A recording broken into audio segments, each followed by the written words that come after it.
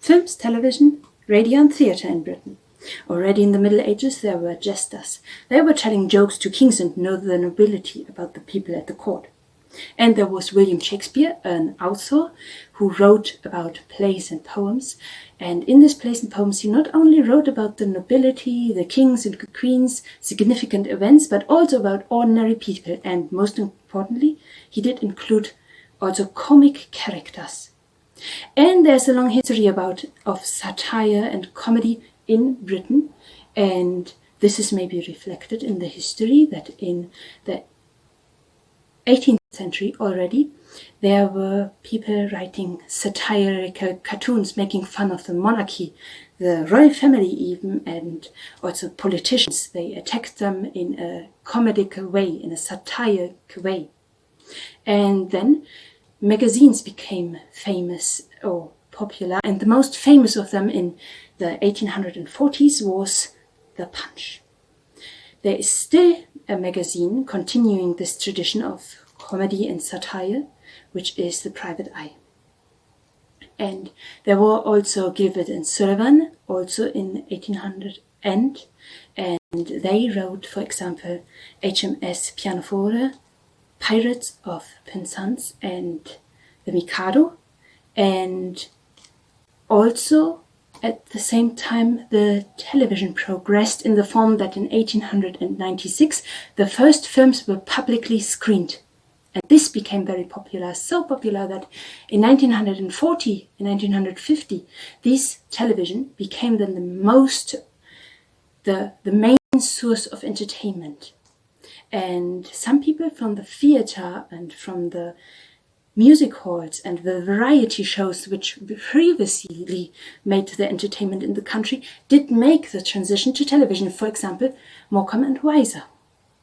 But not only television continued, but theatre did continue, for example with Dame Agatha Christie, bringing out a murder mystery, The Mousetrap, to the West End Theatre in London, also called Theatreland.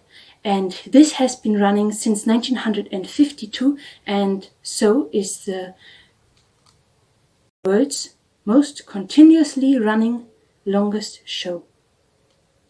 And also more recently there were Baron Andrew Lloyd Webber, together with Sir Tim Rice, who wrote Jesus Christ Superstar, Evita, and Phantom of the Opera and Cats, the music for them. So theatre did continue, but at the same time also television did prosper and continue with sitcoms. Sitcoms about relationships at the family life and also at the workplace.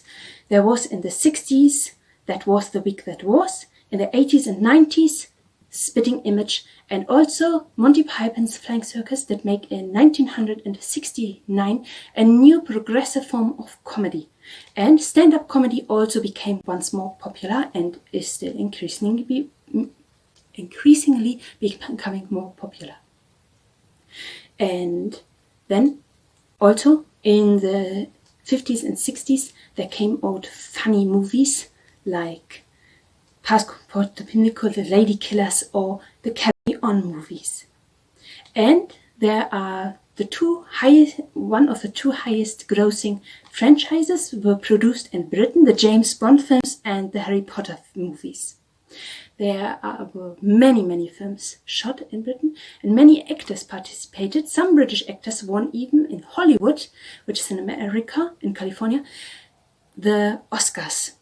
And these include Sir Anthony Hopkins, Colin Firth, Dame Judi Dench, Tilda Swinton and Kate Winslet. And the respectively British award to this Hollywood award Oscars are the BAFTAs. And then there are also television channels, a lot of them. In Britain there are Welsh language specific or Gaelic language or Irish Gaelic specific channels, TV channels and programs. And also there is the BBC sending out broadcasting. It is stands for British Broadcasting Corporation, and it is the largest broadcasting corporation in the world. It sends out radio and television. And there is the TV license, which people are paying for who have a computer, a television device, anything where they can watch TV on. These people who have this need to pay the television license. And also, if more than one tenancy allowance is in one household, then each one who has a different individual television allowance, a tenancy agreement needs to pay their own television license. And these television licenses are paying for the BBC because the BBC is independent from the government. It receives some state funding, but is largely paid by the TV license. And this makes it very independent. And other television services are, for example, paid by advertisement or subscription. And then there is also people who don't have to pay the whole BBC license. The TV license are people who are 75. They can apply for a free TV license and don't have to pay them anything. And blind people sometimes get a 50%, if they apply, get a 50% discount on the TV license. And then there are also radio channels. Like I said, the BBC is also putting out radio and TV.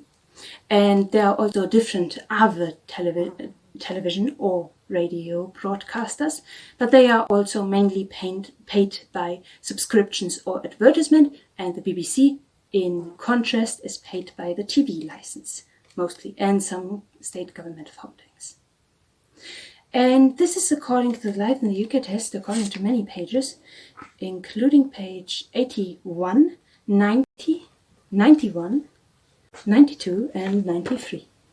And the views and positions expressed are the ones of the source and don't necessarily align with my own or with the ones of the entities spoken of.